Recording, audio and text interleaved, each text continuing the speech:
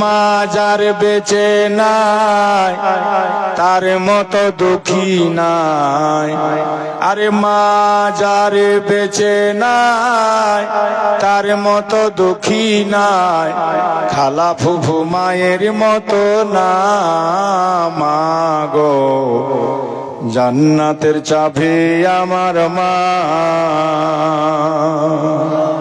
জোরে বলো, বেহেশতের চাবি আমার মা, মা গো জান্নাতের চাবি আমার মা। এই দেখেন মাশাআল্লাহ, কি নাম বাবু? নফিরউদ্দিন। বাপের নামে না মায়ের নামে?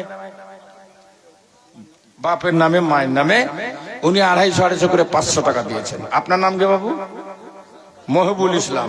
বাপ মায়ের নামে 500 টাকা দিয়েছেন। তাহলে মায়ের গজলটা শুনিয়েই দিতে হয় আমাকে। মা দরদি বেটা আছে এখানে নাকি? সুবহানাল্লাহ। আর যারা বাপ মাকে ভালোবেসেছে তারা অবশ্যই জান্নাতে যাবে। আর হযরত একটা কথা বলছিলেন মাওলানা নাসিরউদ্দিন সাহেব গরিব লোকের ব্যাপারে, শুনেন। নবী পাক বলছেন গরিব লোকের মধ্যে এক শ্রেণীর মানুষ আছে, ওদেরকে জান্নাত যাওয়া থেকে কেউ বিরত রাখতে পারবে না। মানে জান্নাতে ওরা যাবেই যাবে, ওদেরকে কেউ রুখতেই পারবে না। ওরা কারা? নবী কইছে, নবী বলছেন বেশি।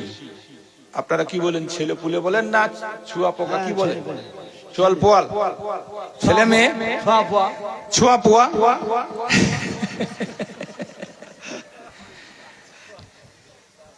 তো যার ছেলে মেয়ে বেশি, বাড়িতে খুব, কি বুঝলেন, সমস্ত ইবাদত বান্দেগি কবুল হওয়ার আগে আপনাকে খাবারটা হালাল খেতে হবে, হালাল। আজকাল বেশিরভাগ 99% মানুষ হারামখোর। জি, 99% মানুষ হারামখোর। তো হজ করেই কি করবে, আর বাবরি মসজিদ বানিয়েই কি করবে বলেন? আর বাঙাল তো হুচুপে বাঙাল। খালি হুচুপ যদি উঠা যায়, বাপরে, জীবনে নামাজ নেই, রোজা নেই, 3টা ইট মাথায় নিয়ে দৌড়েছে আপনার মুর্শিদাবাদ বেলডাঙ্গা। হ্যাঁ, আর যে বানাইছে ও নিজেও কোনোদিন নামাজ পড়েছে কিনা ঠিক নেই। এ তো বিরাট বড় পলিটিক্স, রাজনৈতিক কারণ। এগুলো তো ধ্যান দেওয়া উচিত না, এগুলার পিছনে দৌড়া উচিত। নিজের মসজিদ আবাদ করো। আল্লাহর হাবিব বলেছেন, মসজিদ যদি পাকা নাও হয়, কাঁচা মসজিদ হয়, আর সে মসজিদকে মুসলমানরা যদি সিজদা দিয়ে ভরে দেয়, আল্লাহ তাআলা ওই গ্রামবাসীর উপর সন্তুষ্ট হয়ে যায়। পাকা মসজিদ বানাতে হবে, বাবরি মসজিদ বানাতে হবে? জি না। আল্লাহর ঘর যদি কাঁচাও হয়, আর গোটা গ্রামের লোক যদি নামাজ পড়ে সেই মসজিদকে ভরে দেয়, আল্লাহ সেই গ্রামবাসীর উপরে খুশি হয়ে যায়। কটা যুবক নামাজ পড়ে বলেন তো? আর কেন পড়ছে না? একটা জিনিস মনে রাখবেন, মসজিদের দিকে আমাদের মন যায় না। আমার ছেলে, আপনার ছেলে মসজিদের দিকে বাড়ে না।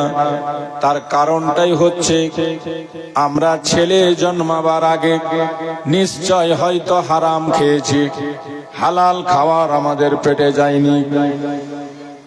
বেরাদার বন্ধুগণ ভাইরা, বারবার শুনেছেন আপনারা শেরে খোদার শের, মৌলা আলীর লাল, মা ফাতেমার নয়ন পুতুল, জান্নাতের ফুল, নওয়াসায় রসুল, হযরত ইমাম হুসেনের বেদন। একটা মেয়ে ছিল, শুনেছেন? নাম শুনেছেন না? আল্লাহর ওলিয়া, বসরাতে থাকতো, 4 বোন ছিল। পরের বাড়িতে, সুবহানাল্লাহ, রাবিয়া বসরিয়া পরের বাড়িতে কাজ করত। এক পয়সাওয়ালার বাড়িতে কাজ করত, দিনে সময় পেত না, এজন্য রাত্রিবেলা সারা রাত সিজদাতে পড়ে খোদার কাছে কাঁদত আর বলতো, মাবুদ তুমি আমাকে গরিব বানিয়েছো, তোমার ছাড়া ফের আর একটা আমার মালিক বানিয়েছো, যার কাজ আমাকে করতে হয়, ওর থালা মাজতে হয়, হাড়ি ধুইতে হয়।